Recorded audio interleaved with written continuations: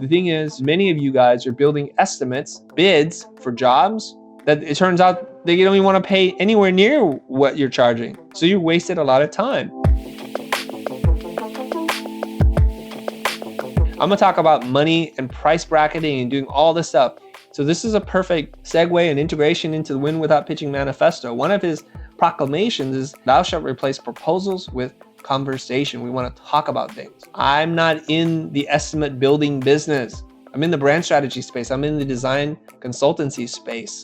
So I'm going to talk to you guys about a price bracketing concept. Okay. Now, when we don't know what the project is, well, how the heck are we going to supply you with a bid? Have you guys heard of the term W.A.G before? W.A.G? A W.A.G is an acronym. It's called a wild ass guess. Right? It always gets a smile from people, so use it. Use it in a meeting. But I'm gonna tell you about the real term. It's called swag. It's a scientific wild ass guess. Okay? So you can even tell this story now. It's a swag because we don't do WAGs. It means that it's not based on nothing. It's based on some theories. Okay? And I have a drawing. See this? It's like a funnel, a sideways funnel. It's called scope variation. At the beginning, when we don't know anything about the project, the scope has so many variables to it. It's almost impossible to predict. It could be at sea level or it could be as high as Everest. We just don't know. Okay? Well, there's a term. It's called an orders of magnitude bid.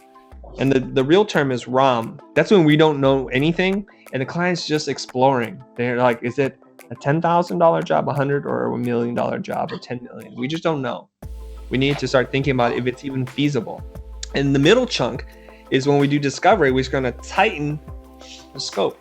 And when we have that plan that we talked about, where it's definitive, we can actually do a fixed bid and it's very accurate because we know all the variables. We know how many screws, sheets of drywall, how many boards, linear foot of flooring you got to put in. We know all those things and we can bid pretty accurately. So when some clients ask us to do a fixed bid, when there's no scope, what do? We estimate high. We have to. Now, some people estimate low and over time hit them up with overages. And we know that the scope almost never decreases because that's an ideal world, and we do not live in an ideal world. So the price eventually goes up. So when you're doing bidding on a timeline going from left to right, you'll notice that over time the price goes up. So we can overshoot it in the beginning, bid higher, or we can go with a baseline and build up. But we have to realize when we keep asking for more money, it creates friction. So people put in a contingency fee, a variation to the bid, and you could do that too. So here's my fixed bid, and depending on where this goes, I need you to know that there's a 15% contingency fee. So let's say my bid is 100. If all goes well, it'll be 100, but it could be as high as 115,000. I want you to be prepared for that, because if and when I come to you for an overage, you already know ahead of time. You guys got that? Wait, so I have a quick question. Yeah, go ahead. So the contingency fee, that's just, you only charge that as overages? Yeah, if the scope expands or you need a couple of variations. I don't recommend bidding this way. I'm just telling you what you may be comfortable with today to protect yourself.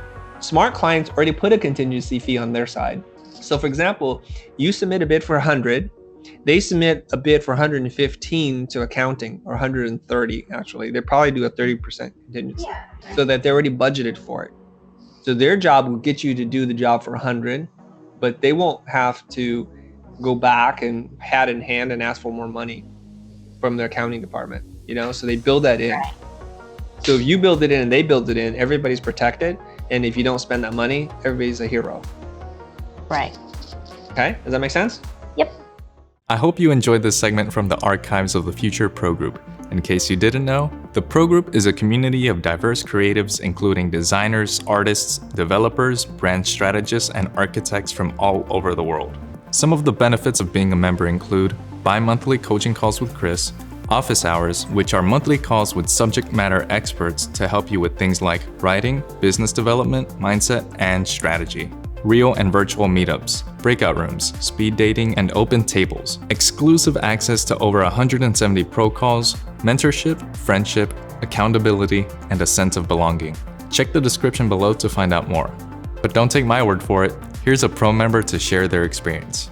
Being a part of the group also helped me to transition out of my first production company into something that is way more fulfilling for me.